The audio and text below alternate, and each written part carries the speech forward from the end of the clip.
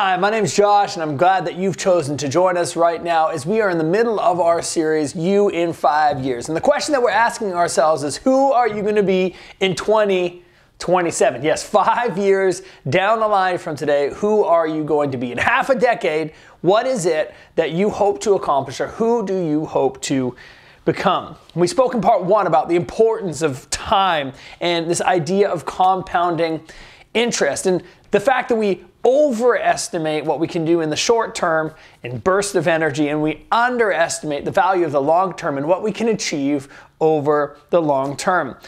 And many people, when they ask themselves the question, well, who am I going to be in 5 years?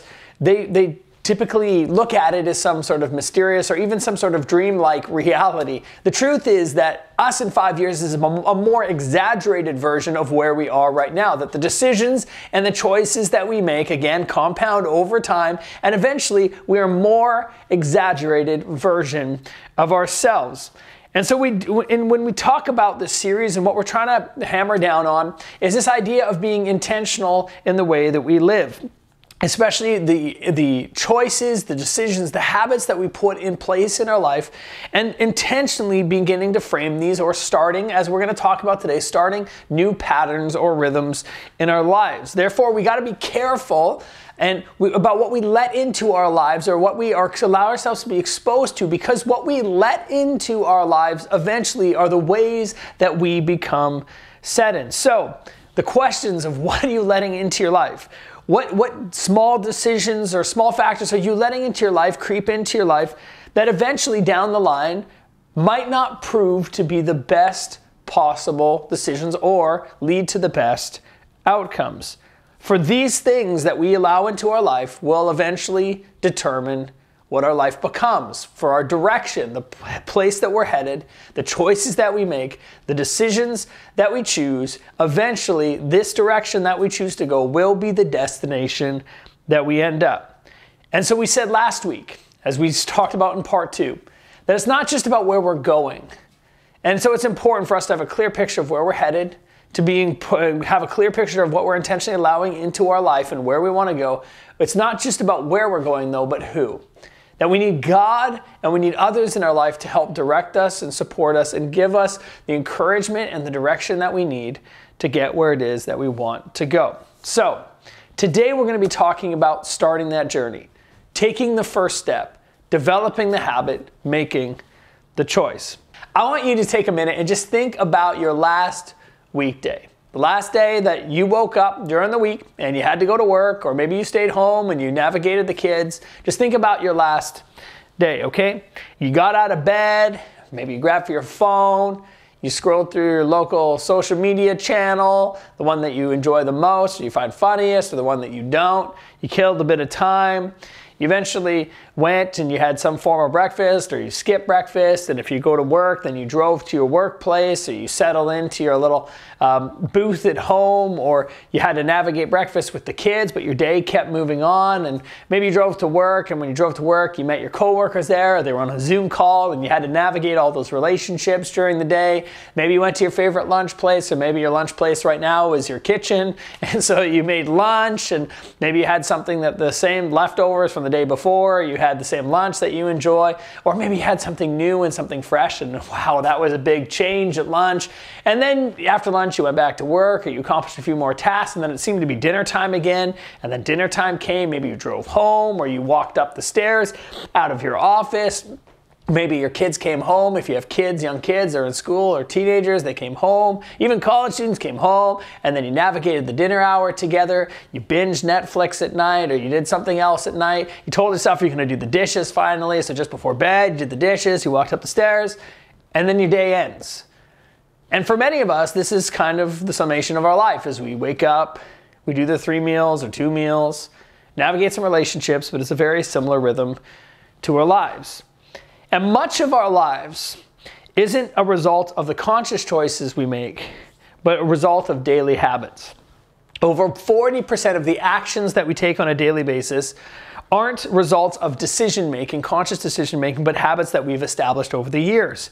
And so when we talk about change, when we talk about where we're going or who we're becoming, we have to talk about the habitual parts of our lives. Now, as I say that, some of you are like, well, I think as we start about this conversation about starting, I think I've had some experience around this, and I didn't see progress fast enough, so I kind of move on and I'll just keep going about my way. And what you came to the conclusion of was this, is you said that the small good or bad decisions, they don't actually matter all that much in my life. And so they don't have very much impact. So I can kind of move on and not worry about the fact that I hit the snooze, or I don't really need to worry about the fact that that I missed that meal, or I don't really need to worry about the fact that day after day I'm still dissatisfied with that. I mean, just a small decision every day. It doesn't have much impact in our life.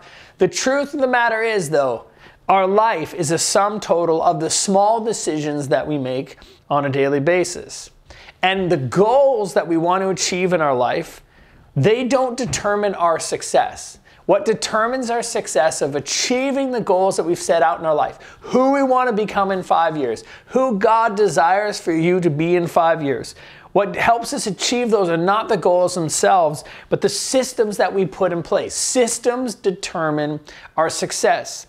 As James Clear writes about this in Atomic Habits, he says, you don't rise to the level of your goals. No, you fall to the level of your systems. And so today we're going to talk about systems. What are those things that you're implementing into your life, those daily habits in your life, those daily patterns in your life that eventually will help you get to achieve who you want to become, or who God has designed you to become or wants you to be. A powerful example of these systems or these habits that are implemented in our life is a guy named Daniel. And we find Daniel in our Old Testament of the Bible. Daniel's a fascinating character because Daniel gets taken from his homeland. He's an Israelite. He gets taken from his homeland and he gets brought to Babylon. Now the Babylonians, they would graft youngest and brightest, into their system, their teaching system and their training system from all the countries that they would go to war against, and eventually they would conquer. Then they would bring these bright young students in so that they might increase the power of their empire and the strategic prowess of their empire. And so they would train these young kids to come through. Daniel was one of these kids that was taken from his home, brought to a new land against his will, against his power, but he's brought into this system, and then he's trained and he's equipped. And we're going to head into the story as Daniel has grown in his leadership, has grown in his knowledge, has grown in his ability, and is now going to be empowered in that. The reason I explained Daniel's story to you, one, is to give you context, but two, to also say that there's a lot of excuses that Daniel could have made in his life. I mean, I've been taken from my homeland. I didn't choose this. I didn't want it. There's a lot of external things that happened to Daniel that he probably didn't want in his life. He didn't want to face them, but he did face them. But there's parts of Daniel's story that are so important. For many people who grew up in the church, maybe you did, maybe you didn't, we typically listen to a story like Daniel's, and we have this idea because of whether you were in church or not. Most people know the story is that Daniel ends up in a lion's den and he doesn't get eaten, and that's where we stop in the story. We're like, oh yeah, he survived lions and God saved him. That was kind of the overarching theme that we hear. But the truth of the matter is that Daniel, yes, he does get saved from the lion's den, but there's things that lead to that moment that are so important to his story. And so we're going to look at those parts of the story. As much adversity as he faces, as much trouble as he faces externally, there's something about his life that he puts into practice that are so important that I want to look at today as we talk about starting and developing systems and habits in our life. And this is where we pick up the story as Daniel is being empowered in his leadership, as he's growing in his ability. Then we jump into the story today. So let's read from Daniel chapter 6, verse 3. And this is what it says. Now Daniel so distinguished himself among the administrators and the satraps by his exceptional qualities that the king planned to set him over the whole kingdom. He's got such an excellent way about him that the king recognizes something in his life. He's dedicated, he's disciplined, he's got the leadership skills that he needs, so there's a plan to promote him. And what nobody saw that he developed, well, not making excuses, but just choosing to grow in his leadership, he developed the character, the skills that he needed, that eventually other people would begin to recognize and see him. Similar to in our lives. It's in the places that nobody sees that we develop our leadership and our character, that we develop these different habits in our life that then produce a result that others see. And so Daniel's developed himself. Eventually he gets to this place of influence. And so other people in his world try to find his weaknesses. try to find flaws, his defects, to disqualify him. And this is what we read next.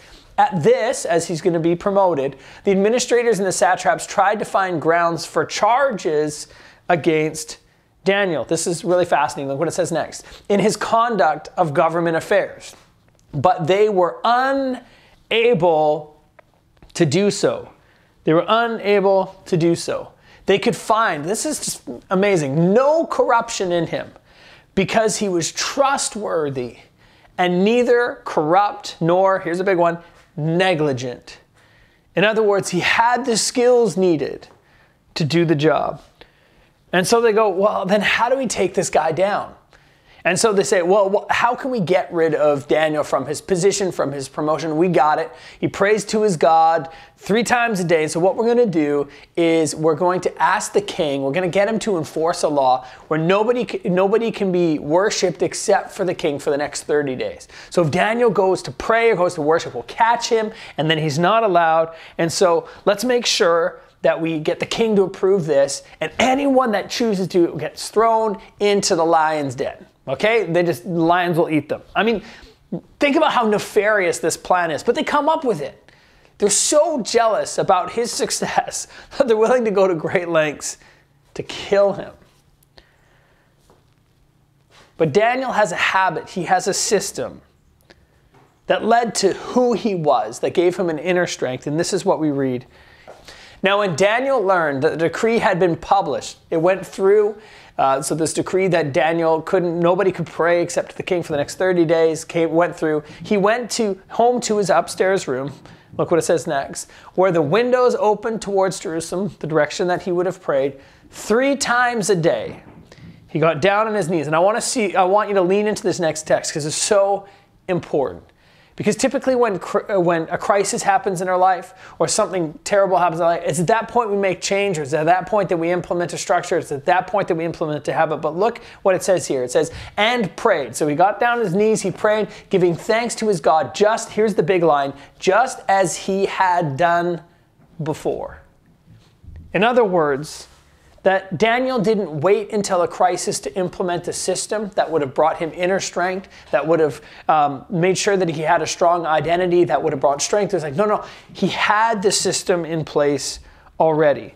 And so he has that identity, he has that confidence, he has the faith to get him through what challenges he faces.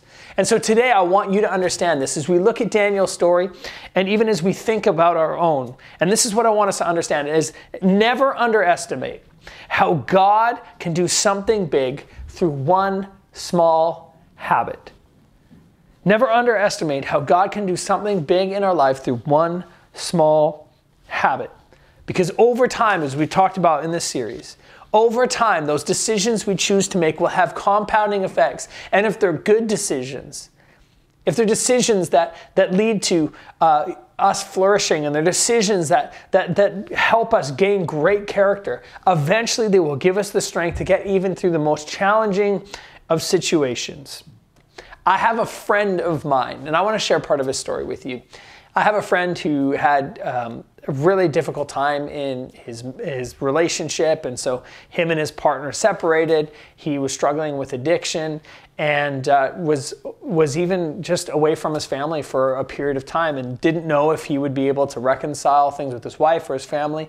But through big decisions and through God working in his life, he's seen amazing change and been on the other side of that and seen his marriage restored and great relationships with his kids. He's a small group leader at our church. There's so many incredible things that have happened in his story. But part of his story is that he's implemented certain habits, certain systems in his life to continue to beat the past, to continue to make sure that the past doesn't repeat itself. And it's through those small habits that he's seen great change. For instance, every morning when he wakes up, he doesn't hit the snooze button, he jumps out of bed and he makes his bed every single morning without fail. And that practice, he says, causes him to remind himself that change is possible and that he has made change and he does have control. He does have the ability to see long-term sustained change, and he's done this for years. But part of it, as we were sitting down this week, that he shared with me was the fact that he often gets out of bed first, And then his wife will still be there as he's making the bed, and he'll head on, but his wife is still there in the bed. And he said this is an important part of him making the bed, because he looks at her and he says, I don't have control, and I don't have control to make her side of the bed. That's her responsibility. And he says this, what it reminds him of is I can't make change in everyone else's life. I mean, we're good at seeing it, but I do have agency to make change in my own. And so it reminds him, again, that one small decision that he makes every single day reminds him of the agency that he has to make change, the fact that he has made change, and that he can't control other people, but he can control what's his to do. And so this one small change, day after day, month after month, year after year, has had compounding effects in his life to be able to see great change. And when we ask ourselves, how did Daniel set himself apart? How did he have faith even to stare down lions in a lion's den? Well, he started, as we see, with a habit. 3 times a day, he spent time with God, and he prayed. Based on who you want to become, let me ask you this question. It's an important one. What one habit do you need to start? It doesn't have to be big. It's actually better if it's small. Maybe it's don't hit snooze, Bible before Insta, 15 minutes up earlier. Maybe you're somebody who wants to care, wants other people to know that you care about them in the world, so it's one note of appreciation a day or one text of appreciation a day to somebody. Maybe you want to be a person that's organized, so you make your bed like my friend first thing, or you want to be a godly example to your teen or to your kids, and so you sit down and you have a Bible plan together, or you pray together if you're a follower of Jesus, or you want to be a person that's focused, and so you start your day with 3 priorities for the day, or maybe you want to be a person who's healthier, so you're going to eliminate soft drinks and instead you're going to start drinking, here's a big one, water, everything. I don't know what the change is. But what is one habit that you need to start today? And when you choose that habit, you might be asking yourself this question, well then how, Josh, how do I accomplish this habit? Like we've already said, you create a system. And you might say to that, I don't have a system. No, you have a system. It might not be a great one. You might always be late. That might be your system. It might be a unnecessarily loud response to your children. That's a system. It might be doing your makeup in your car to the event. That's a system. It might be griping about work. That is a system. And we can have things intentionally or unintentionally, but don't make any mistake around this. We all have systems in our life. And again, this series is about thinking about our direction. It's thinking about those systems in our life that are taking us down the train track somewhere. Your direction. Not your good intentions, not one day, sometime down the road. No, your direction, not your intention, determines your destination. So how do we do it? How do we create a new habit? Well, we need a system, but how do we implement that system? Let's talk about that. The first thing we do is this, is make it obvious. Make it so obvious. For instance, I don't know the last time you went to a restaurant, but maybe you did, and maybe you've avoided it for a period of time, but you've probably been to a restaurant at some point that had the special of the day. And what did they do? They brought you the menu, and then they brought you the special of the day, or they spoke to you the special of the day. And what they are trying to do is make something obvious and easy for you. In other words, there's this whole menu, but today there's one thing that's special about today. And what it does is it makes it obvious and easy and draws your attention to that one specific thing on the menu. And so what do? We typically go down the path of least resistance. And so they know human behavior that many people will respond to that special, and so they choose to do it to narrow down the focus of what they need to make for that day. And we are creatures of habit and behavior. And so if we want to see those same things happen in our life, we want to see change, we want to start something new, we have to make it obvious. If you want to change what you do, you have to change what it is that you see. What do I mean by that? Well, you have to create cues. For instance, if You want to take vitamins in the morning, put them right onto the counter. Or if you want to read during the day, at the beginning of your day, you want to read at the end, put the book right on your pillow. Or if you want to write a daily note, when you leave the office at the end of the day, put a notepad on your keyboard so when you show up, you have to fill out that note or it's right in front. Make it so obvious to you. Make sure you can see it, because what's obvious and easy to us becomes something that's much more achievable. But it's not just making it obvious. The second thing is to make it easy, like I already said. So many people will say, I got this big goal, but you gotta make it easy for yourself. So, want to read the Bible? Cool, that's awesome, that's great. But pick a verse a day. Maybe 2, maybe 1. You wanna floss? Maybe floss a tooth to start. And you're like, a tooth? Yes, just to build the habit, make it easy. You wanna grow in your affection for your spouse? Once a day, hold their hand. You wanna journal? I gotta write so much stuff down, this is gonna be helpful for me. Start with a word, even a sentence.